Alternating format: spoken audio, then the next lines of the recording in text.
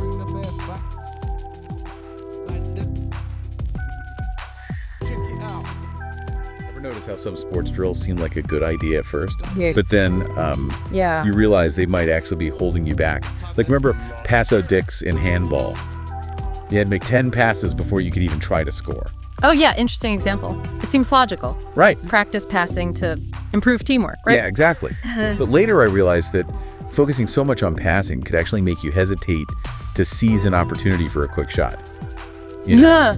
It's like we're hardwired to follow the drill, even if it means missing out on a better strategy. It's a great example of how our understanding of performance often leans on what we can easily see and break down, just like Descartes taught us. We try to simplify complex actions into smaller, seemingly logical steps. You mean we fall into the trap of thinking that if we perfect each individual part, the whole performance will magically fall into place? Precisely. And when it comes to human potential, that's often not the case. We're diving into the heart of this today, exploring how our understanding of performance needs a serious upgrade.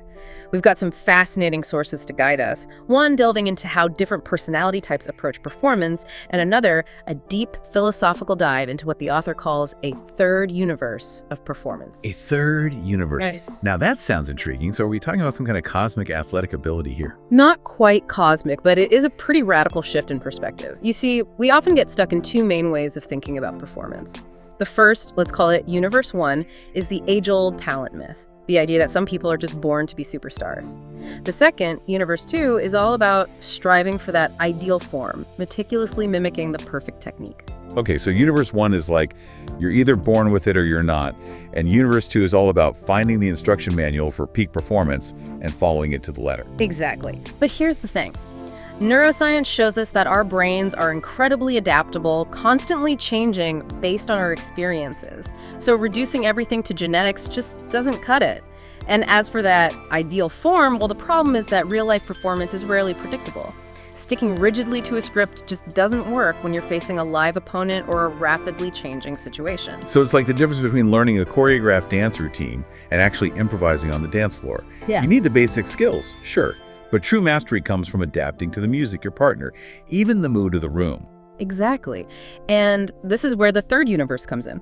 It throws out the rule book of relying solely on talent or rigid technique and says true performance is about inventing in the moment, responding to the ever-changing dynamics of the situation. So instead of trying to control every aspect of the performance, you're saying the key is to become incredibly adaptable, to actually lean into the uncertainty. Okay. I'm starting to wrap my head around this third universe idea, but it can't just be all about reacting on the fly, right? There's still got to be some method to the madness. Absolutely. It's not about tossing out skill and discipline entirely. Instead, the third universe is about reframing how we approach them. Think of it like this. Imagine a jazz musician.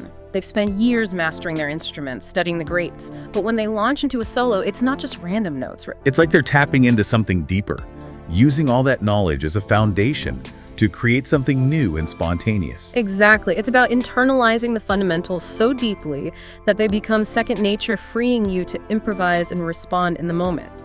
Remember that Paso Dix example? A third universe coach wouldn't drill 10 passes in isolation.